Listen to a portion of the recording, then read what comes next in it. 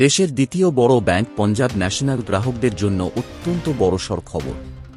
পিএনবির গ্রাহকদের জন্য ব্যাংকের পক্ষ থেকে বড়সড় সূচনা দেওয়া হয়েছে। ব্যাংকের পক্ষ থেকে জানানো হয়েছে যে সমস্ত অ্যাকাউন্ট গত 3 বছর ধরে সচল নয়, অর্থাৎ যে সমস্ত অ্যাকাউন্ট গত 3 বছর ধরে কোনো লেনদেন হয়নি, একই সঙ্গে যে অ্যাকাউন্টে কোনো রকমের ব্যালেন্স নেই সেই সমস্ত অ্যাকাউন্টকে আগামী 30 জুনের মধ্যে বন্ধ করে দেওয়া হবে। এই অ্যাকাউন্টগুলি বন্ধ করার সিদ্ধান্ত নেওয়া হয়েছে যাতে এই নিয়ে কোনো প্রকারের দুর্নীতিও না হয়। গত 30 এপ্রিল 2024 পর্যন্তই গণ্য করা হবে এই অ্যাকাউন্টগুলি সম্পর্কিত গত 3 বছরের লেনদেন।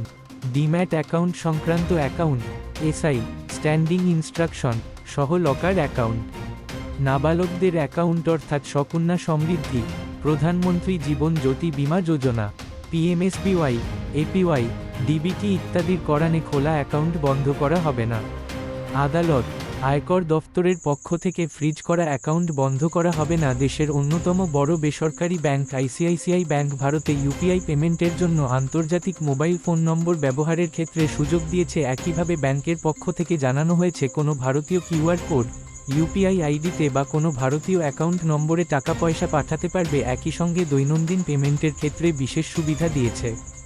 এনআরআই গ্রাহকদের দেশে আইসিআইসিআই ব্যাংকের সঙ্গে ব্যাংক অ্যাকাউন্টের মাধ্যমে আন্তর্জাতিক মোবাইল নম্বরের সঙ্গে বিল, ব্যবসা, ই-কমার্স লেনদেনের মাধ্যমে পেমেন্ট করতে পারবেন। ব্যাংকের এই service mobile banking app I mobile পের মাধ্যমে পেমেন্ট করতে পারবেন। এর আগে প্রবাসী অ্যাকাউন্ট ইউপিআই পেমেন্ট করলে নিজের ব্যাংকের সঙ্গে ভারতীয় মোবাইল নম্বর রেজিস্টার্ড করা হতো। একই সঙ্গে যে সমস্ত অ্যাকাউন্ট নিষ্ক্রিয় হয়ে পড়েছে সেই সমস্ত অ্যাকাউন্ট পুনরায় চালু করতে গেলে কেওয়াইসি করাতে হবে, উপযুক্ত নথি দিতে হবে। বিস্তারিত জানতে ব্যাংকের ওয়েবসাইট বা শাখায় যোগাযোগ করতে হবে।